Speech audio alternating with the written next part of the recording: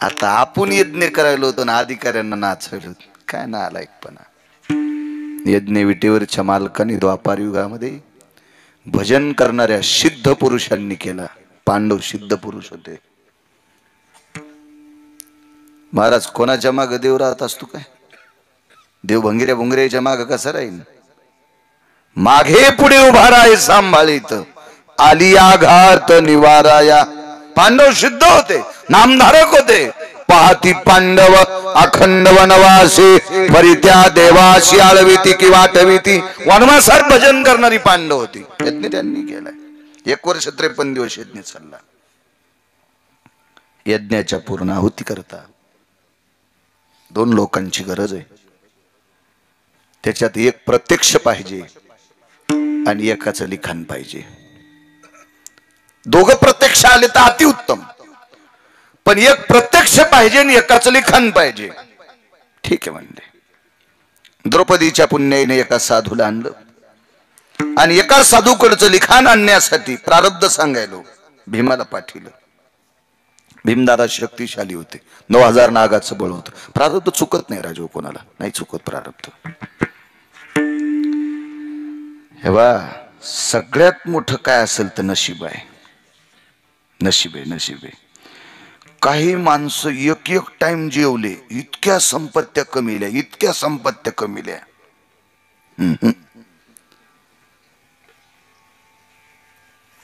त्याला कवा बंद काचाच्या गाडीत बसायला भेटलं नाही. बंद काचाची गाडी म्हणजे एसी असते ना, एअर कंडिशनर, कवाच नाही बसायला भेटलं. कवाच ते मेल्याच्या नंतर त्याची रान खुरपायला गाड्यामध्ये स्कॉर्पिओ मध्ये खुरपिनार बाया नेल्या. ते मेल्याच्या नंतर त्याच्या पोरानं, म्हणजे त्याच्या रानातल्या खुरपायला बाया सुद्धा एसी मध्ये गेल्या आणि संपत्ती यानं कमीली. नशीब असते. तुम्हाला एक सांगू का, काही न महाराज प्रॉपर्ट्या इतक्या कमील्या त्याची बँकेत कोटीन धोत्राला गाठी. त्याच्या पोरानं पाळलेले कुत्रे फॉर्च्युनर मध्ये बसतात, पण ते आयुष्यात कवा गाडीत बसले नाही. नशीबत न बिचारायची तशी. परवाला आमच्या एका ओळखीचा माणूस, मित्र कसा म्हणता येईल आता, ते लय मोठ्या टोकाचा माणूस आहे, त्याचं क्षेत्र वेगळं, आपण वारकरी. 1,18,000 कुत्रा आणले मलेशियातून. एवढं तोंड आहे नागरे सर त्याचं. पण ते मलेशियातून विमान आलं, त्याचं तिकीट काढावं लागलं. तसं नाही बोच देत म्हणून प्राण्याला विमानात. कुत्र विमानात बसलं कुत्र, आणि त्याच्या बापाने 137 एकर जमीन कमीली. त्याला कवा गाडी नाही भेटली चांगली. बघा पोरानं कुत्र आणलं 1,18,000 विमानात तिकीट काढून. कोण नशिबवान? संपत्ती कमीलेलं का कुत्र नशिबवान गुरुजी? काय नाही. अन्नमान धन हे तो प्रारब्धाधीन. प्रारब्ध मान. मला सांगा, प्रारब्ध माना कोण सांगायले? गिरगावचा बाळू. आणि तुम्ही ऐकता माझं? प्रारब्ध माना सांगणारी व्यक्ती आहे ती व्यक्ती आहे ज्या व्यक्तीच्या बायकोचे लुगडे 36 वर्ष पंढरपुरातल्या मालकानं धुतले. त्या व्यक्तीच्या घरचं पाणी 36 वर्ष पंढरपुरातल्या मालकाने भरलंय. कृष्णबुवा सामान्य ताकद असेल. याच्या पलीकडे सांगू, आता निळोबरायची वारी आहे उद्या. अनन्य साधारण महत्व आहे वारकरी संप्रदायात. वारीला फार मोठं महत्व आहे. उद्या आला निळोबारायांची वारी आहे. आणि ते निळोबाराय म्हणतात ब्रह्मांडाचा मालक शांती ब्रह्म एकनाथ महाराजांच्या दारात चोपदार होता. दत्त चोपदारी करीत, दत्त चोपदारी करीत, रामने देव राबे त्यांचे घरी. रामने देव राबे त्यांचे घरी. दत्त चोपदारी करीत, दत्त चोपदारी करीत, दत्त चोपदारी करीत. निळा म्हणे देव राबे त्यांचे घरी. दत्त चोपदारी करीत से, दत्त चोपदारी करीत से, दत्त चोपदारी करीत से.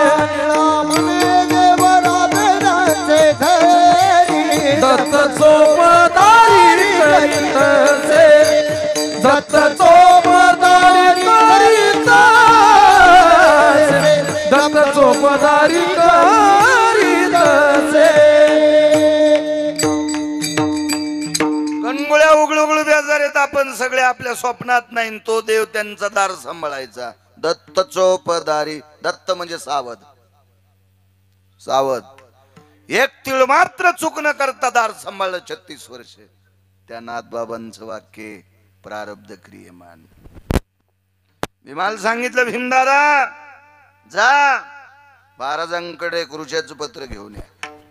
वेदाच्या ऋषा मन्मो भयजदो जज्ञिरे न जयो सुदक्खालाति छन्दयो परभासामिम कृतजन्या भयभासाति जायते मखेर शुद्ध सर्वानां पुनितो काला भयो छंद विस्तुर सर्वस्थितेषु व्यालाक्ष भयज्जनः मिमः सर्वरूपेषु प्रकट्य भयस्थितो यक्ष किन्नरो गंधर्वो चारणो लोकपालोदिकपालः यः सर्वो पुनितो भयो सर्वं मिथ्याति जायते. गोडा शब्द पत्र घेऊन या. 9000 नागाचं बळ असणारा पठ्ठ्या, ज्यांना आवेशात पाय आपटिल्यावर 2-3 किलोमीटर मध्ये झाड उभं राहत नव्हतं. सामान्य ताकद आहे 9000 नागाचं बळ. त्यांच्या काकाला 10,000 नागाचं होतं, त्या आंधळ्या धृतराष्ट्राला. एक मूर्ख व्यक्ती होता, विराट राजाचा मेहुणा किचकिया. शास्त्रात त्याला किचक म्हणतात, मी नाही म्हणत त्याला किचक, किचकिया. त्याचा पाहुणा एक तुमच्या गावात भडवा होता. ते भडवा आरामखोर बुजदिल होता. ज्या स्त्रीचे पाय पाहिल्याच्या नंतर 60,000 लोक गंगेत जेवतात, जिचे होता दडूषण मिळे पोट भरी अन्न, अशा पवित्र स्त्रीला अंधाराचं सावट पाहून हाताला स्पर्श केलता त्या आरामखोरानं. म्हणून भीमाला साडी नेशिली, एका बुक्कीत आणला. त्याला 8,000 नागाचं बळ होतं, भीमाला 9,000 होतं. आणि असं करणारे लोक कवा बी हाणतील बरं. असं नाही करायला पाहिजे. एव्हा राजकारणात मोठं व्हायचं असेल, गुरुजी तुमच्या क्षेत्रात मोठं व्हायचं असेल, व्यापारात मोठं व्हायचं असेल, आमच्या क्षेत्रात मोठं व्हायचं असेल, तर स्वतःची बायको सोडून जगातल्या प्रत्येक स्त्रीला मायन बहीण म्हणायचं. लोक 2 वाजता भातावर तूप वाढतील. आणि भजन करून जर पोटात डब्बा उठत असेल, डोळ्यात डब्बा उठत असेल, डोळ्यात पाप उतरत असेल, तर लोक बुटाडान दात पाडतील. भेणार नाहीत लोक. विठाला विठाला विठाला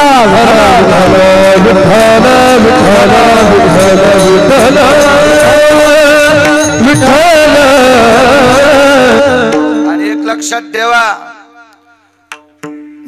ज्यानं केलेल्या चुका लोकांना माहीत झाल्यात, आणि चुका माहीत झाल्यावर जर तुम्ही आणून त्याला पाकिट देत असताल तर तुमच्या घराला कुलूप लागन. विठाला विठाला विठाला. माझ्या संप्रदायामध्ये चुका करणाऱ्यापेक्षा चुका सहन करणारा जास्त आरामखोर असतोय. तुम्ही खतपाणी घालायला दोघाशी पतन सारिखीशी केले पाप जेने दिले अनुमोदन, दोघाशी पतन सारखेची. सारखं पाप असते गुन्हा झाकणाऱ्यांना सुद्धा. असो एवढे मोठे भीमदादा रथ सोडला, रथातून खाली उतरले. विचारलं महाराज त्या पर्णकुटीत. महाराज आपल्या मंदिराला जशी गुंफा आहे अशी गुंफा होती. त्या गुंफेत साधू बसलेला. आवाज दिला, महाराज प्रारब्ध सांगायला. कोण? मी धर्मराजाचा भाऊ भीम आहे. वा, काय काम आहे? अमक्या अमक्या ऋषीचं पत्र पाहिजे. काय तो सिद्ध पुरुष ते पत्र पाहिजे म्हणल्याबरोबर ध्वजपत्राला हात लावला की त्याच्या वेदाच्या रुच्या खिंडीतून लखोटा करून बाहेर टाकला. पाहिलं भीमान उघडून, वा ऋषी आहेत. सोबत शांतिपाल नावाचा व्यक्ती होता. भीमाच्या सोबत जो व्यक्ती आलता का त्याचं नाव आहे शांतिपाल. महाभारत नीट वाचा, नीट ऐका, लक्षात येईल तुम्हाला. त्याचं नाव होतं शांतिपाल. लखोटा पडल्याबरोबर साष्टांग प्रणिपात केला, कारण वेदाच्या रुच्या होत्या त्याच्यावर. भीमदादा आपलं काम झालं, चला. भीम म्हणलं चला. पण शांतिपाल नावाच्या व्यक्तीनं सांगितलं, दादा ज्या महात्म्यामुळे आपला यज्ञ पूर्ण होतोय त्याच्या पाया पडा ना, पडा पाया पडा. महाराज दर्शन घ्यायचे, पडा पायडून बाहेरून. ते काय बाळू महाराजासारखा थोडा जाता पाया पडान, 500 रुपये द्यान, मला हार घालान, दूध पाजान, गावरान तूपन भात खाऊ घाला, असं पडा पाया. महत्व हरवी, चातुर्य लपवी, पिशे पण मिरवी आवडोनी, पूज्यता डोळा न देखावी, स्वकीर्ती कानी न ऐकावी. हे खऱ्या साधूचं लक्षण आहे. परवाला आमच्या पाहुण्याने एक कथा सुरू केली. कथाकारान काय सांगा महाराज, पहिल्या दिवशी 2 क्विंटल फुलं माझ्या अंगावर टाका, पहिल्याच दिवशी. आमच्या पाहुण्याच मला फोन आला, कस करून. मी म्हणलो, तू इथं गंजा उतू आले, तू 5 क्विंटल टाक ना. कथाकारच बुजला पाहिजे. 5 क्विंटल त्याच्या अंगावर फुलं टाकतो असा बुजला पाहिजे की त्या तिथीला पुढच्या वर्षी त्याचं श्राद्धच. आहेत ना तुझ्या इथं पैसे, तू एक सही करायला टेबला खालून सुटकेस घेतो ना, आणि मग काय कमी आहे तुला, जाऊ दे 2-4 सुटकेशी. ते म्हणलं, तितकी फुलं बसायला स्टेजच नाही ना आमचं. मग तू पाय, तू कस करायचं ठरव. हे आपली अवस्था आहे. खऱ्या साधूचं लक्षण ते. पराबाहेरून पाया पडले. काय नाव होतं सोबत्याच्या व्यक्तीचं?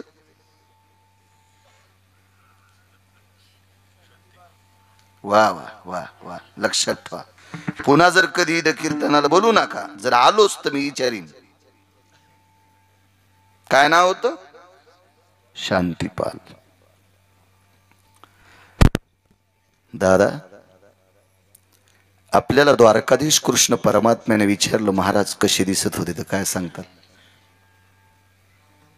गुरुवर्य, प्रत्यक्ष तुमचं दर्शन घेण्याची इच्छा आहे. आतून दबल्या स्वरात आवाज आला, गोविंदराजे,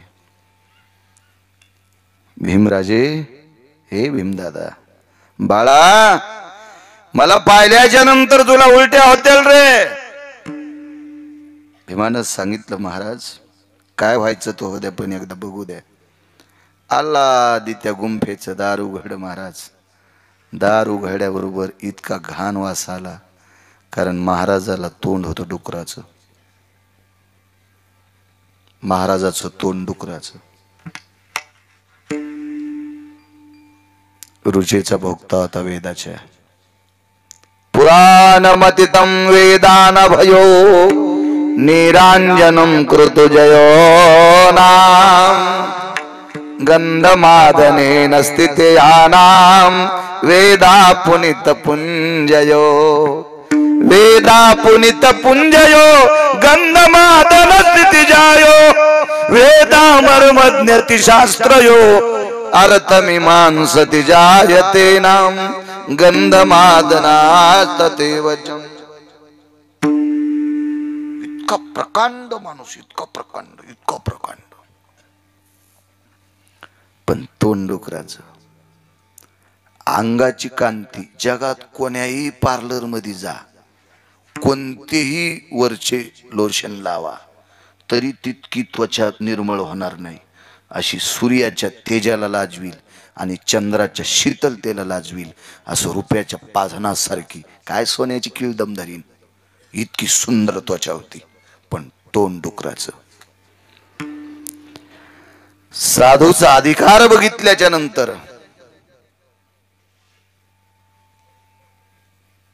भीमाच्या डोळ्यातून पाणी आलं. काय या साधूची फजिती.